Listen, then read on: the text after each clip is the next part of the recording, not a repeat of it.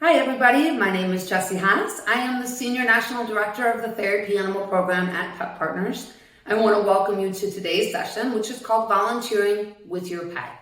This is a conversation that is really targeted towards our prospective volunteers. So individuals who are curious to know more about what it looks like or means to volunteer with Pet Partners, what the commitment is. We also want to address questions and things that people want to know about the requirements, the processes, the steps to become a volunteer. So that's going to be the topic of conversation today. Thank you so much for joining me. I always like to start by giving people a broad sense of what you will do as a therapy animal handler. And so it's important to define first that we see our volunteers as teams, meaning one handler and one animal, an owner and their pet. They are a team and they volunteer together. Our team's primary goals are to spread the healing power of the human-animal bond to people in need in your community. And these types of volunteer visits can happen in a number of different types of facilities. I'm just going to share some really common ones with you at this point. So we have teams who visit in hospitals.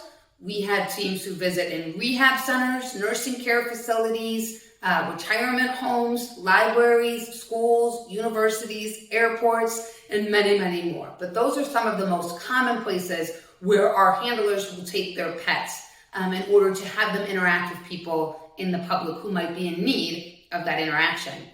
In terms of what actually happens on a visit, again, this can be really diverse depending on the type of facility you're going into or the type of population you're visiting with, but they kind of fall into a couple of common categories. First of all, there are social visits, and while social sounds informal and casual, and it certainly is, these visits do feel very informal and casual, they also have a lot of impact. Often social visits are meant to reduce loneliness, reduce isolation, bring a smile to someone's face who is in need of that, who might be going through a difficult time. Another type of visit, kind of on the other end of the spectrum and far more formal, are physical or occupational therapy visits. This is where a professional in one of those fields, so a physical therapist or an occupational therapist, may partner with a Pet Partners volunteer therapy animal team. And of course, the professional is responsible for what happens at that session, responsible for the outcomes of that session, but they want to volunteer there to kind of help along the way. So an example that I often share is, say you are partnered up with a physical therapist at a rehab center who's working with a client who needs to improve their fine motor skills after an accident. You may show up with your mini horse, and one exercise the therapist will have the patient do is handle your brush and brush the animal. Obviously, that's a great motivator to practice those fine motor skills. It can be a lot of fun and actually, of course, achieve some of those objectives they may be trying to get at. A third type of visit is a reading visit or a literacy-based visit. So we have teams all over the country who are in libraries and schools, and it's an opportunity to bring your animal in front of children or early learners of reading, to give them a chance to practice reading with you and your pet. When a pet is present, obviously, once again, that can be a motivator for some people to actually practice reading if they need to. Also, an animal feels very non-judgmental to some people, so they're more willing to practice their reading, especially if they're struggling a bit. I do want to point out that our reading visits aren't just for young children at schools or libraries. We also do have some volunteers doing reading-based visits in places like correctional facilities. So reading visits can really happen just about anywhere where reading happens. And then the fourth type I want to talk about is stress breaks or stress relief visits. And these often happen in situations where somebody is experiencing short-term but possibly acute stress. So imagine an airport, for example, or a university during finals week. Therapy animal teams from Pet Partners will go into those situations, provide a few moments of interaction with an animal, and we know that that can reduce stress for those people, improve their performance and their experience with whatever they're going through. Again, that's not an exhaustive list, but I hope it gives you a sense of some of the types of things that happen on visits.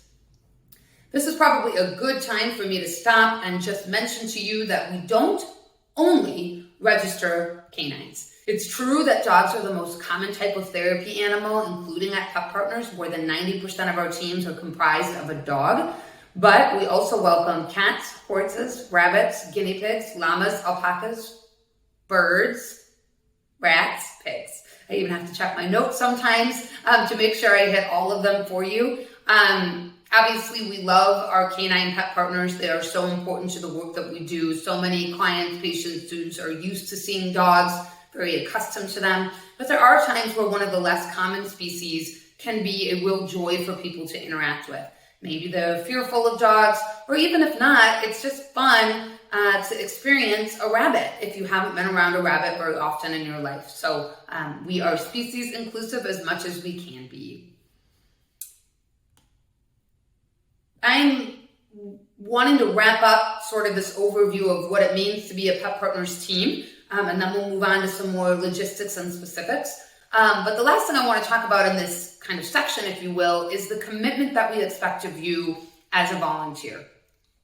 Ultimately, we really believe that your volunteer journey is your own, and you get to put the boundary and structure around it that works for you and your life. So what that means is you can visit at any facility you want to. You do not have to come through us to get it approved. We do not require that you choose from a pre-selected list of facilities. If you have a facility down the road or a facility that you feel very passionate about, maybe it's someplace where your parents reside or where your child goes to school, you can absolutely approach those facilities, tell them you're a registered and insured Pet Partners team, and visit if they will have you. Other teams find volunteer opportunities in different ways, which I could actually talk about right now. Actually, it might be a good time.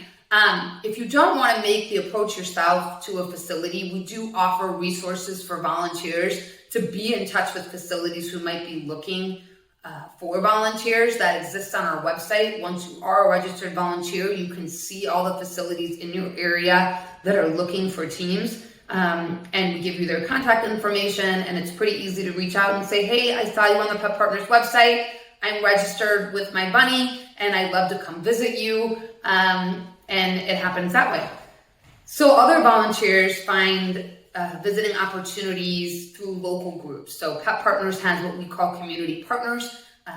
We don't call them chapters, but it's a little bit similar to chapters you might see in other voluntary organizations where people locally kind of get together and network and support one another in the volunteerism they're doing. Oftentimes facilities will reach out to those local groups and say, hey, I'm a hospital. I would love to have somebody come to the children's ward every Monday. And then the group will kind of push that opportunity out to members in their area. So lots of different ways to find facilities, but it's ultimately up to you where you go.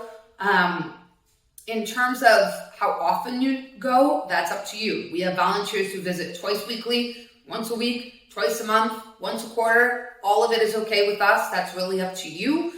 Our only requirement really around time is that no visit in any given day can exceed 2 hours. So your animal cannot be volunteering for more than 2 hours a day. You can't be volunteering for more than 2 hours a day. And that really comes down to our commitment to animal welfare and well-being. Therapy animal visits can be very tiring for the animal. Even if you have a very young, energetic animal who loves being around people, at the end of 2 hours, they're tired. These are not working animals. We want to make sure it's a joyful experience for them. But other than that, if you just want to visit 1 hour at a time, that's totally up to you. The other thing you should consider in terms of the time commitment is that before visits, you do need to do some grooming of your animal. This is part of keeping them clean and fresh smelling. It also has some relation to infection prevention and control in terms of what your animal might be bringing into a facility. So when you're thinking about how often do I want to volunteer, what can I commit to, just make sure you're keeping in mind that it's not just the hour you're in the facility, but there are also some things to do before the visit as well. So if what I've said so far resonates with you and you are still excited about volunteering with Pet Partners, I want to move into talking a little bit more about eligibility and processes for actually making this happen for you. So is your animal eligible? Let's talk through some questions. You first of all have to ask, how old is my animal? Pocket pets, those are rabbits, guinea pigs, and rats, must be at least 6 months old. All other animals, all other species must be at least 1 year old. For birds, they must live in their owner's home for at least the past year. For other species, we look for at least 6 months. So if you went and adopted a cat who is 3 years old, they obviously meet the age requirement, but until they've been in your home for 6 months, they don't meet that requirement. And the reason for this is because the bond between handler and animal is so important. We need you to really understand, be able to anticipate your animal's behavior, anticipate what they'll like and won't like, and that just takes time to develop. All animals must be reliably house trained. No waste collection devices are allowed for any animals except for birds who can wear flight suits. All animals must be on a leash at all times. So what does this have to do with eligibility? You know, it ultimately comes down to, especially for non-canines, is your animal able to tolerate a leash? If they can't tolerate a leash, or you can't train them to tolerate a leash, they wouldn't be eligible for the program. We do not allow animals in the program who are fed a raw protein diet. It is outside my ability to explain all of that in today's session. If you do feed your animal a raw protein diet and have questions about that, we do have resources available on our website, or you can reach out to us. We're happy to give you, how we arrived at that decision. Obviously, if a raw protein diet is what's right for your animal, we absolutely support that. It can be the right thing for some animals in some cases, but they are not allowed to be a therapy animal with us for a number of different reasons. We do not allow animals who have any history of aggression at all, and that includes aggression towards other animals. Obviously, a dog who is interested in or wants to chase squirrels, that's not what we're talking about. We're talking about animals who have been aggressive to other domesticated animals or to other pets, and of course, no aggression to people. In terms of health and medical eligibility for animals, there are some drugs that your animal cannot be on. Those include antifungals, immunosuppressives, antibiotics. Now, if your animal ever at any point in time needs to go on one of those types of medicines for a short period of time, that is okay. You just would not visit during that period. You would allow the course of medication to complete, and then you could return to visiting. But if your animal is on one of those drugs long term for a chronic issue, they would not be eligible to participate in the program. If your animal is on a medication long term and you're unsure whether or not it would be allowed, we absolutely encourage you to reach out to us early in your process of kind of exploring Pet Partners. We're happy to look at what the medication is and let you know. There are just so many different medications out there that we don't have a public list that stays permanent forever. Things are added, occasionally things are subtracted from that list, so just please reach out to us. In terms of general health, of course we want animals to be healthy. And that really goes back, again, to animal welfare and well-being. These are not working animals. We want them to enjoy their work. If they have a health condition that makes it uncomfortable for them to move around or use stairs or be in unfamiliar places, we don't want an animal like that to participate in the program. But that's not to say that we don't have animals who do have chronic health conditions. Sometimes health conditions don't deeply affect an animal's mobility or, their joy for life or anything of that nature. We do have animals who can't see. We have animals who can't hear. We have dogs who are tripods. So certainly disabilities are not an automatic disqualification. Again, if your animal has a condition like this and you're not sure, just reach out to us and we'll talk through it with you. The other thing that's really important for eligibility is obedience and manners, which I'll actually talk about a little bit later. I won't dive too much into that now. So those are the eligibility requirements. If your animal meets those, then the natural next question is, but is this the right fit for my animal? What makes a successful therapy animal? And the first thing is that therapy animals are people-oriented, sociable, and friendly. And my guess is, if you're listening to this, those words describe your animal. But it's really important to remember that they need to be sociable and friendly even with strangers. They need to be sociable and friendly even when they're in strange environments. So you may have an animal, or actually I'll just speak for myself. I have one of these animals who is so friendly, so sweet, so tender, so well behaved with everybody in our household, with our extended family, with our neighborhood. But if I put her in an unfamiliar environment or put her with strangers, she's a little bit more closed off. She goes a little bit more internal. And what we're looking for in a therapy animal is that the presence of a stranger is not something they shy away from. The reason for that, first and foremost, is because we want our animals to enjoy this volunteerism. Once again, I'll say it, they aren't working animals. We don't want to put them in difficult situations. We want them to enjoy the situations they're in. The other reason is because if you're a client or a patient or a student receiving a visit, if an animal is closed off to you, they retreat a little bit, maybe they kind of get closer to their owner because they don't want to interact with a stranger, that isn't a very positive experience for them as well. Now, this is not to say that therapy animals are always happy or always outgoing. That's not the case at all. They may have moments or even entire visits where they're maybe not their best selves. They may have a certain one environment that kind of throws them off. That's okay. Some of our most experienced therapy animals have situations like that come up from time to time. What we're looking for is an animal who is people-oriented, sociable, and friendly with strangers in the vast majority of situations. We're also looking for a successful therapy animal to have strong obedience skills. We don't need them to be rockstar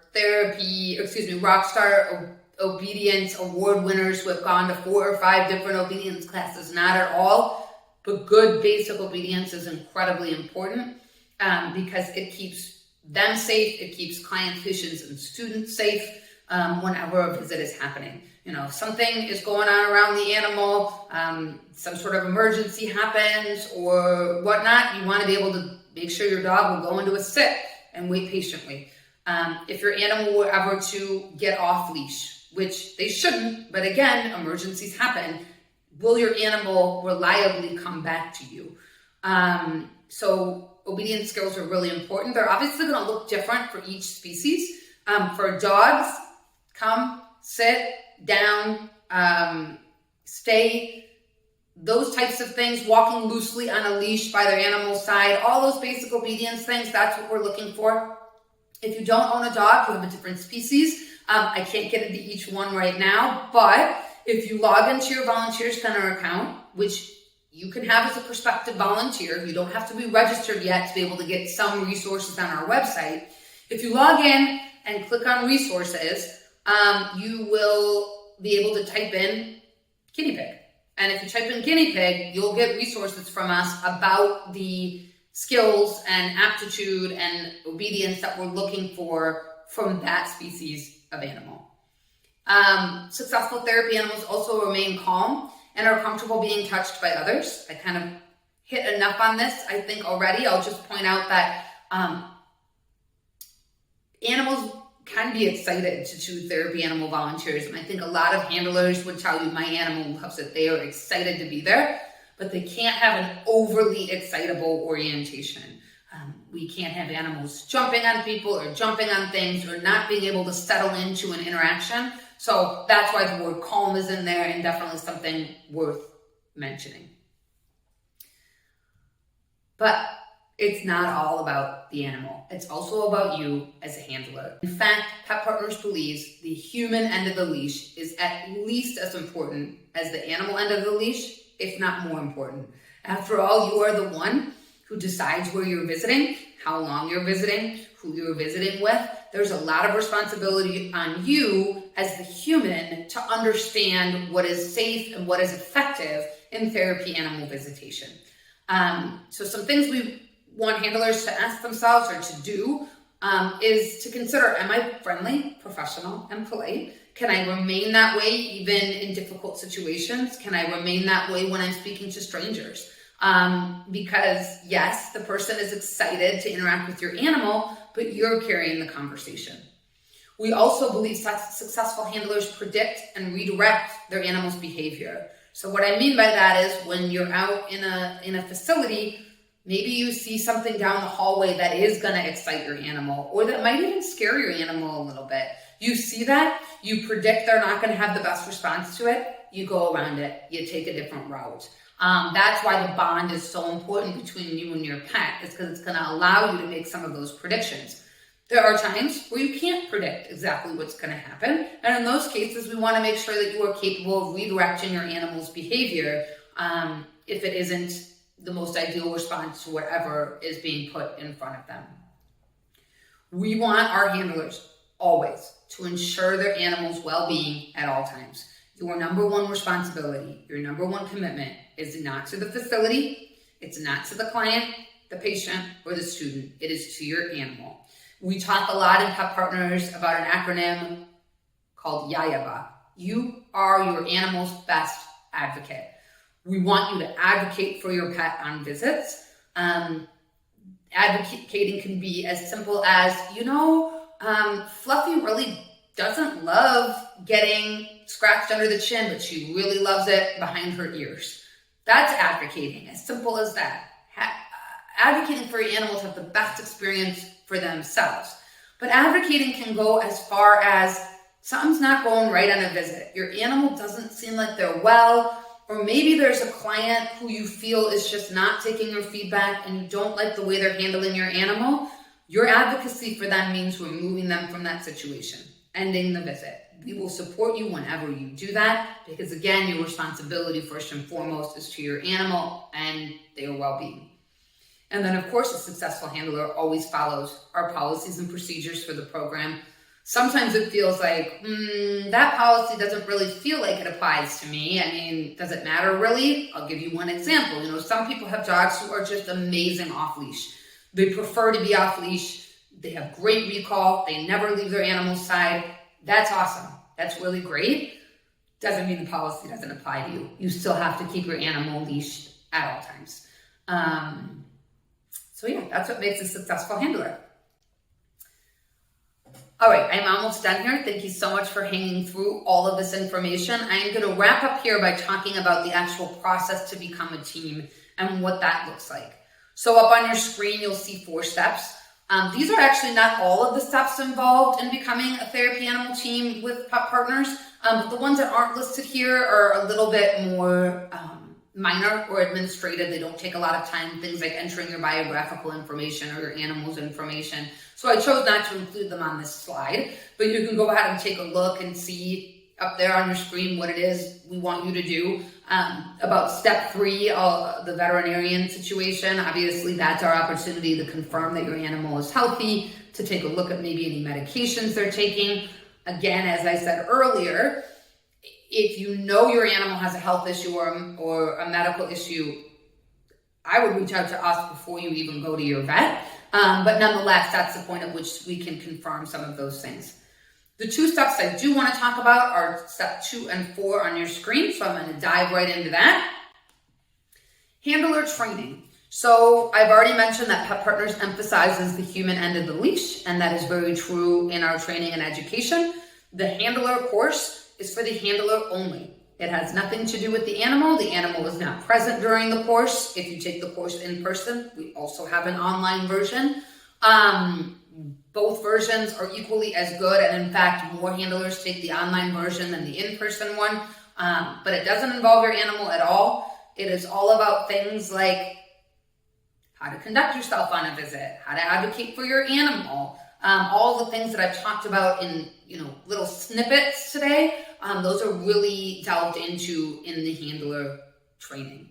That needs to be complete prior to when you are eligible to evaluate. So let's talk about evaluation.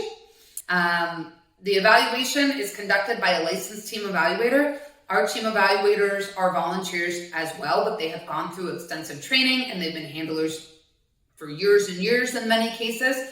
So they are able to conduct this evaluation. It is 20-ish or so exercises. It varies a little bit by species. It can even vary between different sizes of canines. If you have a very small dog, the exercise will look a little bit different than any other type of dog. When I say very small, I mean very small. So it's about that many exercises. The first half is your obedience exercises. So again, if you have a dog, you'll be asked to move through things like sit down, stay, come when called. The second half of the evaluation is what we call the aptitude portion. So what is the aptitude of this team to be able to thrive and succeed in situations that will happen on a therapy animal visit? So we simulate things that you will see when you're in hospitals or in schools or in libraries. So there will be a situation where your animal needs to approach somebody using a piece of medical equipment. There will be a situation where a very loud noise is made to mimic a school bell ringing or an alarm. There will be a situation where multiple people try to pet your pet at the same time, because that will happen on a visit. People aren't always great about waiting their turns, no matter how much we might ask them to. So we're looking to see how the team navigates those sort of real life therapy animal situations. The evaluation is scored in a pretty unique way, and it kind of goes in line with what I've said a few times already. The handler is very important. For each exercise, your animal receives a score and you receive a score. Your animal could pass the exercise and you might not. And then you as a team are not eligible to register at that time. So we really do emphasize all the way through the process, all the way through scoring, just how important you are in this. I think people want to consider and talk so much about what makes a therapy animal great, but we want to make sure the handler is great as well. If you pass the evaluation, yay. If you don't, it happens. There are teams that, their first evaluation experience, they are nervous.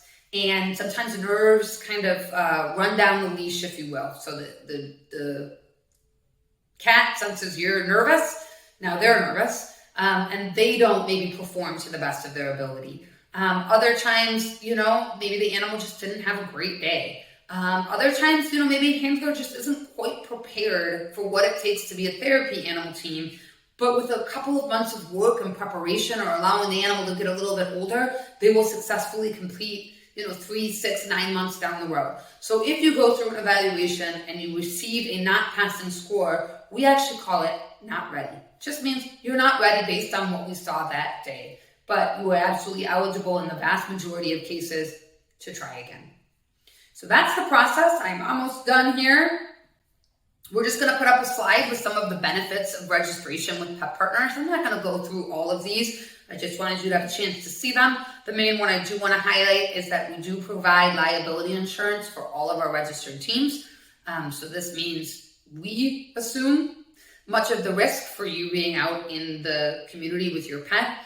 This is obviously a huge benefit to you, but also for facilities as well, right? So a hospital who's inviting you in, they're going to ask, I'd like to see your insurance. Obviously, if they have other Pet Partners teams, they already have a copy of our certificate. But no matter how it plays out with where you go and what facility and how familiar they are with Pet Partners, those facilities are going to care about insurance, and we've got you covered there. So that's where I'm going to end it. I hope that you will reach out with questions, comments, concerns. We would love to provide you with more information. We know this is an important decision. We know sometimes the process can seem overwhelming. We're here to help. And honestly, once you've been through it, you kind of get the hang of it, and you're an old hand at being a Pet Partners volunteer. And we hope so many of you do become just that for us. Thank you. Have a wonderful day.